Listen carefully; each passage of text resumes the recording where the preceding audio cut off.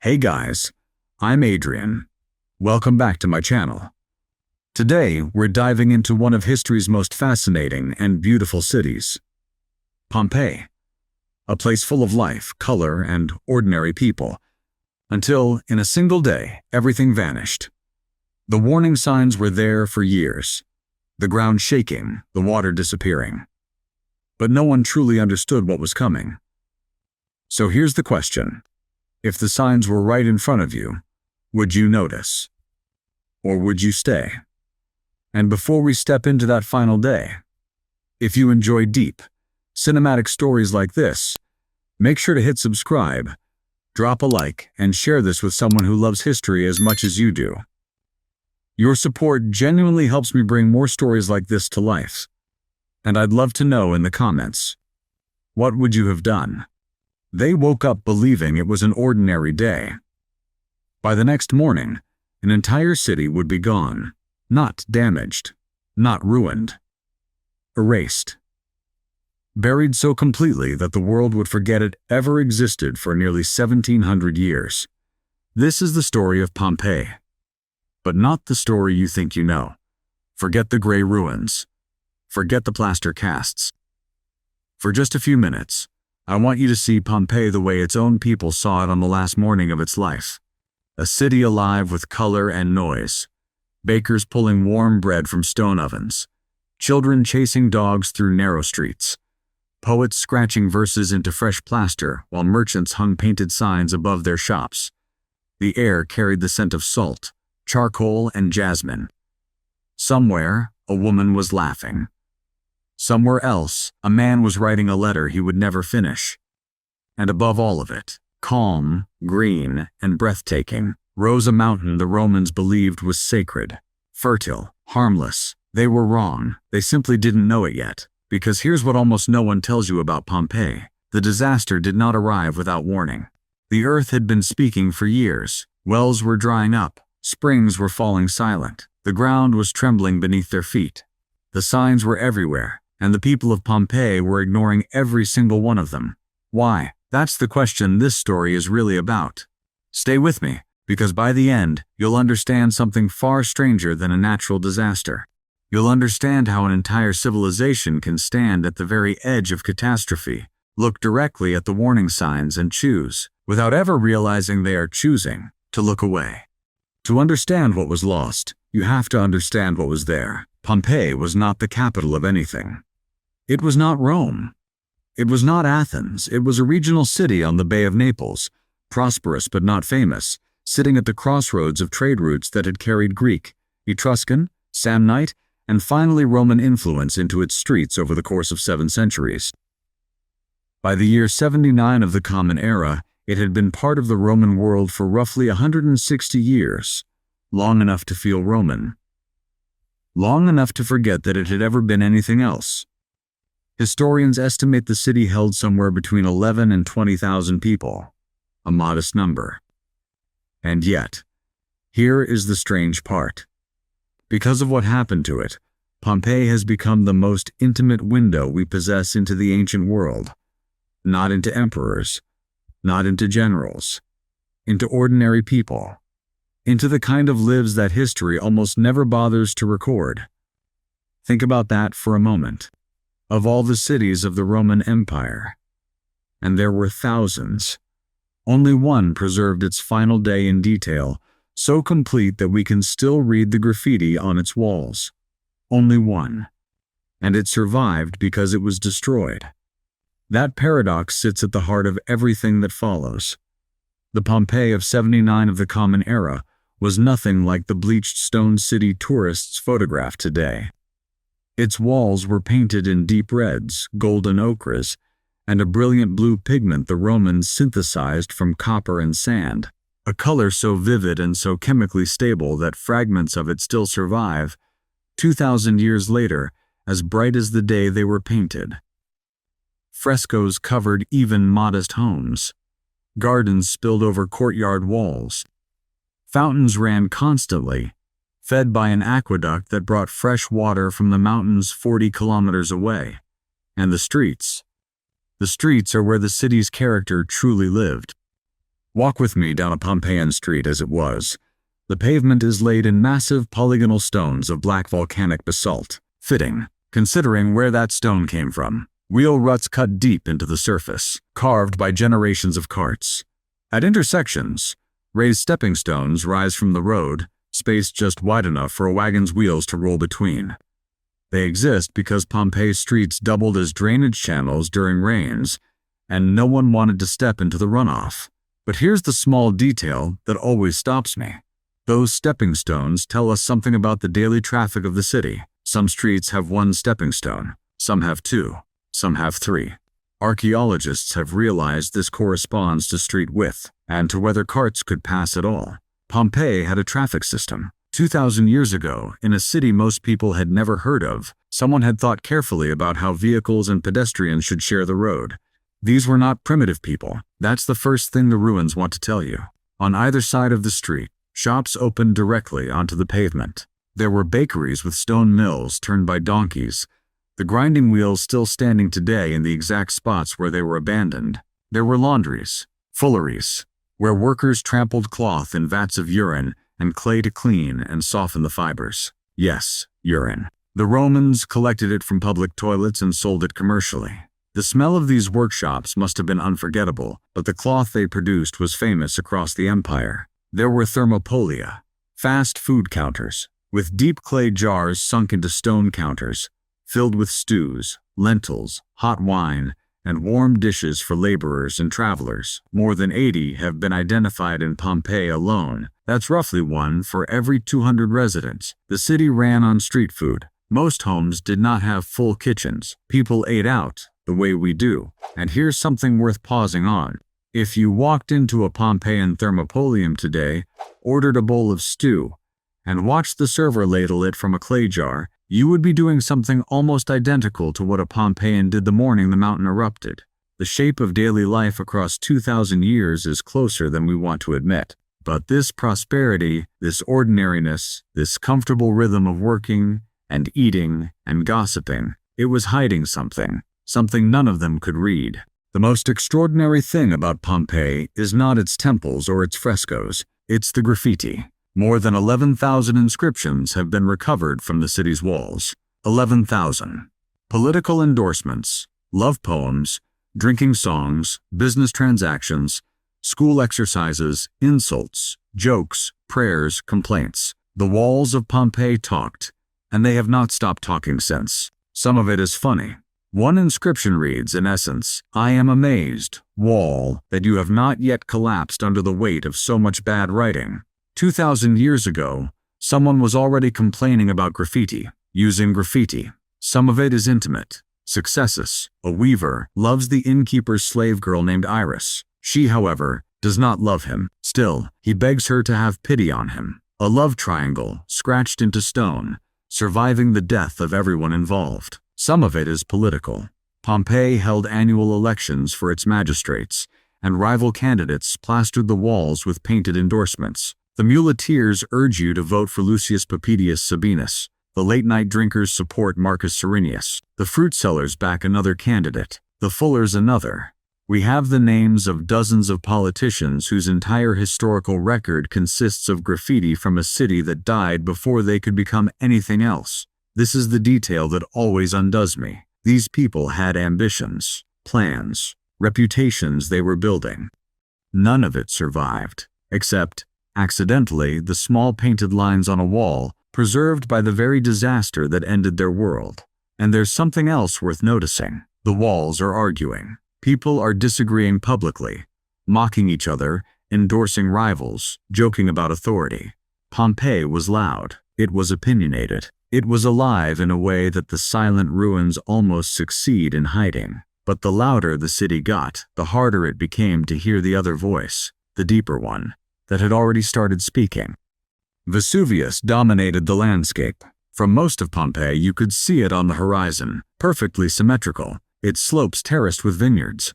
The wine produced there was famous. The volcanic soil, the same soil that would one day bury the city, was unusually fertile. Vesuvius, in other words, was the source of Pompeii's wealth. The Romans believed it was harmless. This is one of the most important facts in the entire story. The Greek geographer Strabo, writing decades earlier, had noticed that the summit of Vesuvius looked as though it had once been on fire. He wrote that it appeared to be extinct. The word volcano did not yet mean what it means to us. There was no science of plate tectonics, no understanding that the earth beneath their feet was a thin, restless skin over a churning interior. The Romans had myths instead, stories of giants buried under mountains, of Vulcan's forge, of Hephaestus hammering thunderbolts in the deep. These myths carried fragments of older truths, encoded memories perhaps of ancient eruptions, but they were not warnings anyone could decode in time. So when the warnings began, they were misread. In the year 62 of the Common Era, 17 years before the disaster, a powerful earthquake struck the region.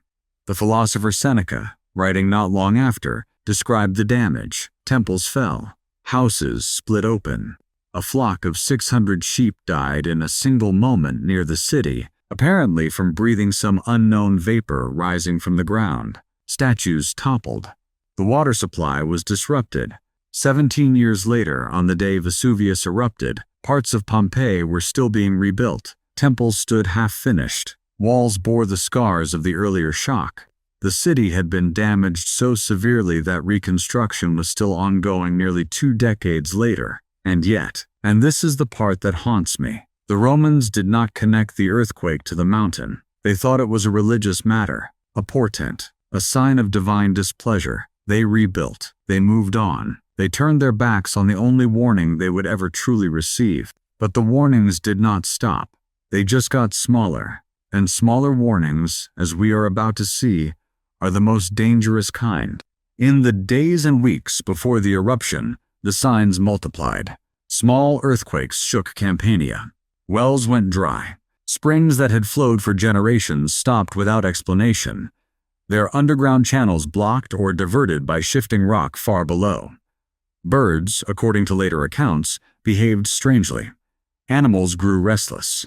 The historian Pliny the Younger, who survived the eruption and wrote 2 letters about it decades afterward, recorded that tremors had become so frequent in the region that the inhabitants had grown used to them. Read that sentence again. The earth was shaking, and the people had stopped noticing.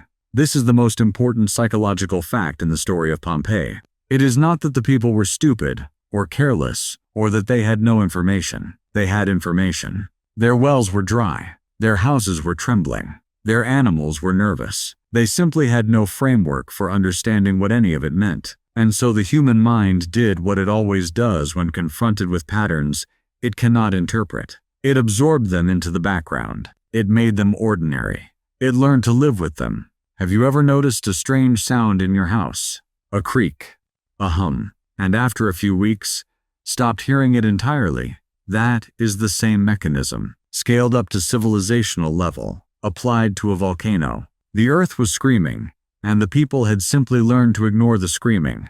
This is not a flaw unique to Pompeii. This is the human condition. We adapt to slow-building threats until they no longer feel like threats. We need a sudden break in the pattern, a moment that cannot be absorbed, before we react. And by the time that moment comes, the time to act has often already passed. In Pompeii, that moment came around midday on a late summer or autumn day in the year 79.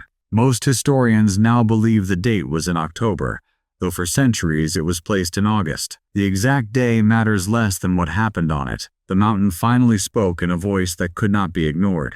It began with a sound, a crack, deeper than thunder, rolling outward from the summit of Vesuvius with enough force to be heard kilometers away. Then a column, straight up, impossibly tall, climbing into the sky at speeds the human eye could barely process. Pliny the Younger, watching from across the bay, would later describe the shape as resembling a stone pine tree, a single trunk branching into a wide, flattened canopy. Volcanologists today call this kind of eruption Plinian in his honor. It remains the term scientists use for the most violent explosive eruptions on Earth. The column rose to over 30 kilometers. Modern estimates suggest the eruption released thermal energy many times greater than the bomb dropped on Hiroshima. And the wind. This is the part that sealed Pompeii's fate. The wind that day was blowing southeast, directly over the city. At first, the falling debris looked almost gentle. Pumice, light, porous volcanic rock, began drifting down like a strange snow. Children may have picked up the pieces, surprised at how light they were. But within an hour, the snow became a storm. Within 2 hours, it was accumulating on rooftops at a rate that would, by nightfall, begin to crush them. This is the moment of the first decision. Many residents fled immediately. They grabbed what they could carry, took their families, and ran toward the coast or the surrounding countryside. Others, and we know this from the bodies that were found later, chose to stay. They sheltered indoors. They waited for the storm to pass. They believed, as people in disasters so often believe, that if they just held still, the danger would move on. It did not. The pumice fell through the afternoon. It fell through the evening. It fell through the night. By the time the sun should have risen the next morning, parts of Pompeii were buried under nearly 3 meters of volcanic stone, and many of the city's roofs had collapsed under the weight, killing the people sheltering beneath them. But pumice was not what killed Pompeii. In the early hours of that second morning, something far worse happened. The eruption column, that towering pillar of ash and gas, began to collapse. No longer able to support its own weight, it fell back upon the mountain, and as it fell, it transformed. What had been a vertical plume became a horizontal avalanche. Superheated gas, ash, and rock began racing down the slopes of Vesuvius at speeds approaching 100 kilometers per hour, at temperatures of several hundred degrees Celsius. Volcanologists call these pyroclastic surges. There is no surviving them. There is no outrunning them. There is no shelter that holds. The first surges struck Herculaneum, the smaller town on the other side of the mountain. The remaining inhabitants died almost instantly. Many of them gathered in boathouses by the shore, waiting for rescue ships that never came. Their skeletons, discovered in the 1980s, still cling to each other. And then the surges turned south, toward Pompeii, toward the people who had stayed. What happened next is something archaeology can show us, but words can barely describe. The surges reached Pompeii in the early morning hours. Anyone still inside the city, anyone who had stayed or returned or been trapped, died in moments, not from burial, not from suffocation, from heat. The temperature was high enough to kill instantly, before the body had time to register what was happening. This is, in its own terrible way, a small mercy. The bodies were then buried under further layers of ash, which compacted over the following days into a hardened shell. Inside that shell, the bodies decomposed, leaving hollow cavities, perfect three-dimensional negatives of the human beings they had once contained. For 1,700 years, these cavities sat untouched in the ground, waiting. In the 19th century, the archaeologist Giuseppe Fiorelli realized what they were.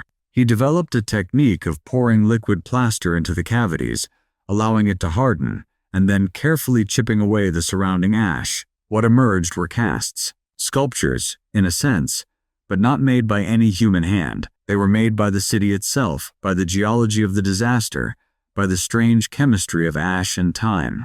The casts are not statues. They are the exact shapes of the people who died, the folds of their clothing, the expressions on their faces, the position of their hands. A man shielding his face, a dog twisting on its chain, abandoned in the chaos, a family huddled together in a cellar, the parents covering the children, a pregnant woman lying on her side, a pair of figures embracing, long described as lovers, though more recent DNA analysis suggests they may have been two men whose exact relationship we will never fully know.